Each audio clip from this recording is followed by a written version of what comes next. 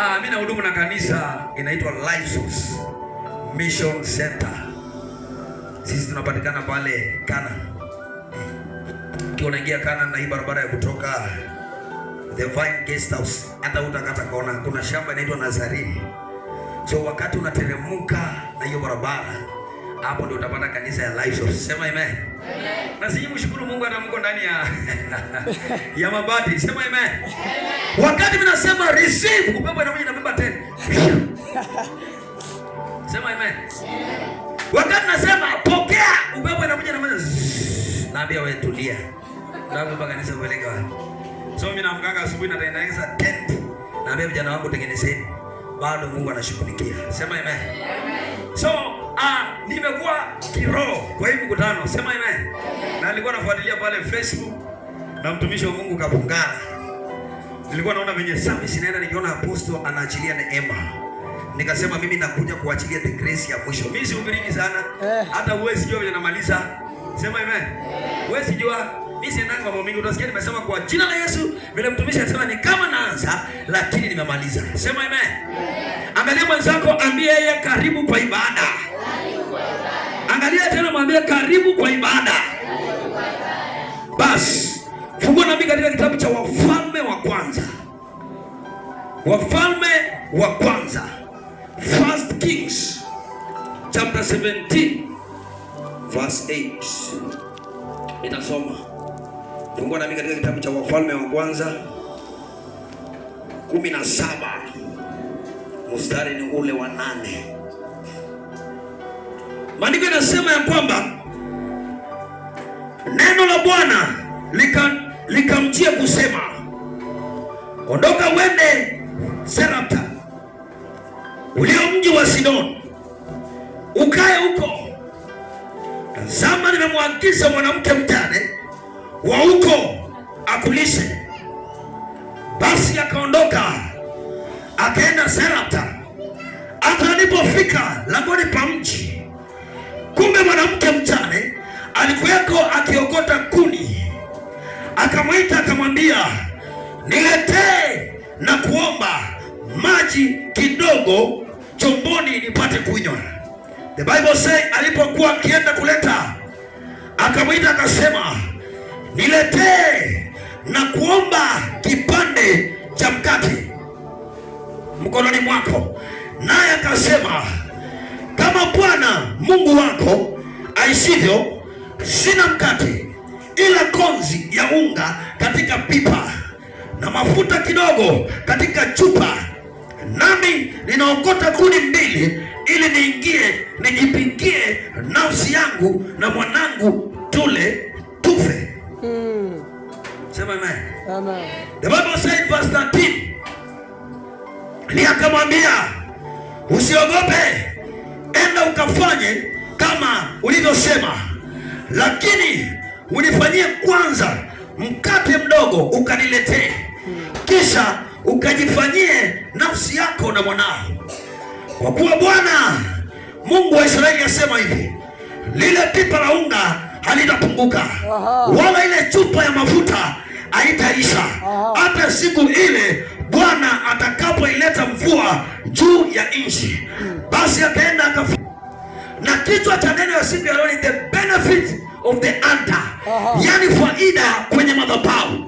Maandiko yanasema ya kwamba Mungu akamtuma Elia, akamwambia Elia, na kutuma katika mji wa Sarepta, na utafika pale kwenye lango, na ukifika kwenye lango, the Bible says hiyo mwanamke alikuwa amesimama akiokota vijiti, sio kuni. Alikuwa anaokota vijiti vingapi? 2. Sema amen. Wakati alifika kwenye lango, akafika kwanza, akasimama akamtazama. Wakati Elia anafika pale, akamwambia, ninaomba unisaidie chombo cha maji. Nataka tuende na maandiko. Wakati Elia aliitisha chombo cha maji, the Bible says kabla yule mwanamke mjane alikuwa anaenda kuleta sasa maji, akamwambia ngoja kidogo. Venye unaenda hivyo, ninaomba uniletee konzi ya mkate nikule, maana nina njaa. Sema amen. Wakati Elia alitoa maji akanywa, yule mwanamke akamwambia, kono birika ala Niwachekeshe kidogo. Wakati aliunyima chakula, mimi nikamwambia dada, niko na shilingi 200 kwenye mfuko wangu. Sikuwa na chochote ya kupeleka kwangu. Nikatoa 200 nikamwambia enda kula. Lakini ile neno niliachia huyo dada. Nikamwambia hata kama utanibariki mimi kama pastor, timu inaibiwa. Ukikuja Sunday unasema Bwana Yesu asifiwe, kanisa la Bwana. Na pastor alihubiri akasema tutoe sadaka, lakini sikutoa. Lakini mtu akanipigia wrong number. Akaniambia finya 10,000 ikakunya maji. Sema amen. So wakati huyo Elia aliingia kwenye nyumba, the first step ambayo mama alianza kupokea ni ile mfuko ya unga ikajaa. The second miracle ambayo ilifanyika kwa yule mwanamke, ile chupa ya mafuta haikukauka. Natangaza leo katika maisha yako, wakati mtumishi anaingia kwako, tengeneza chakula. Wakati anaingia kwako, weka chai. Hapo ndio chanzo ya baraka yako inaanza. Huyo pastor hata haifanikiwa. Kidole yote ambayo inaonyesha kwa mtumishi wa Mungu, either awe amekonda, either awe amenona, kuachana na yeye. Maana kuna laana unatafuta. Bwana siwe. Ule jaji ambaye atajaji mtumishi wa Mungu ni Mungu peke yake. Sisi watumishi tuko na jaji. Na jaji wetu sio hapa. Sikia hapa, jaji wetu sio hapa. Ule mtu atajaji kwa sababu ya madhabahu. It's only God. Kwani ukata leo wame kanisa kapongana waende nyingine. Si unapata vijana hiyo. Bwana siwe. Ama uende, enda kanisa nyingine. Ati anaemba leo hapa wanajenga kanisa. Nasikia hapa umeambia mtoe pesa ya waya microphone. Umetoa 150. Hebu kusalia karibu yako mwambie hiyo 150 inatoka wapi? Bwana siwe. Wale watu ambao wameahidi microphone, nikimaliza hapa nataka niwaone kwa sura. Bwana siwe. Mimi nakujanga kanisa hili. Bwana siwe, hebu niangalie. Mimi nakujanga hii kanisa. Umainiona? Umainijua? Lakini si umesema mtanua microphone. Sasa nataka tutabiri kama kuna vitu yenu ilikamatwa. Wakafunga msipate pesa. Leo tunaachilia kwa jina la Yesu. Leo tunaachilia kwa jina la Yesu. Haya, sikia, si umesema amen. Africans, they believe in prayer. Lakini wafanyi kazi. Adi Father, in the name of Jesus, unakuja kwanza unasema receive. Wimbo inasema maono yangu haizuiliki na ndoto yangu, ukipenda usingizi utakuwa masikini. Unanyorosha miguu eti Bwana atatenda. Na anakuja miujiza.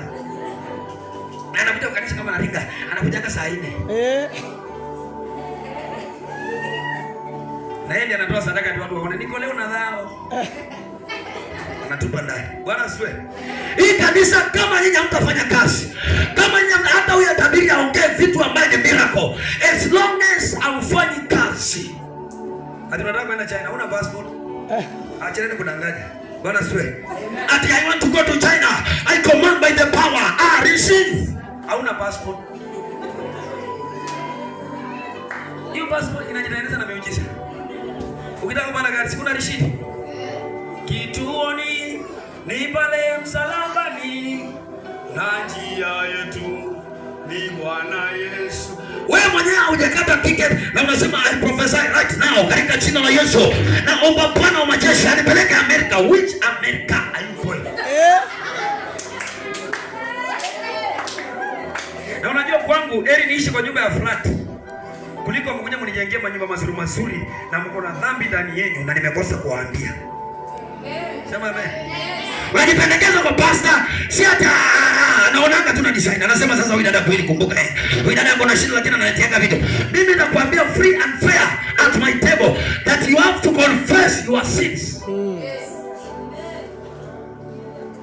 Bwana zwe. Ule mwanamke kwa sababu ya kutapa. Maandiko yanasema kwamba kwa hiyo nyumba kulikuwa na watu wengi kwa hiyo nyumba. Na Elia alikuwa anakaa kwa hiyo nyumba. Maandiko yanasema kwamba kuna shida ilitokea. Elia kutoka hapo. Nataka nikuulize wewe, kwa unasema unaleta microphone. Na uleti. Na unataka leo umehubiri hapa niseme receive. Na uende kazi. Ati baba wa majeshi utanipatia leo utatuma kunguru. Kunguru atatoka wapi? Bwana siwe. Unajua mimi kama mchungaji nikiwa kiroho, hata nikiita mchungaji kwa madhabahu yangu, as long as kama ana roho ya Mungu, atanionyesha. Ataniambia this person is empty. Nikapasa kichwa mbaya. Lakini nimekwambia ukweli, hakuna haja nikudanganya. Sababu hakuna mbingu mimi nakupeleka. Hata mimi pengine mimi ndio nitakuwa kuni ya kuhakisha moto ya jana. Sema baba. Bwana asiwe. Usione tunakaa hapa tumevaa mavazi, sisi ni wanadamu bwana. Bwana asiwe. Tunakuja hapo nikasikia unaringaringa hapa. Na Jumapili mng'ang'anake vile mnafaa. Nyinyi madada. Unajua mwezi nabii kwa sababu pastor anaomba washirika wataenda.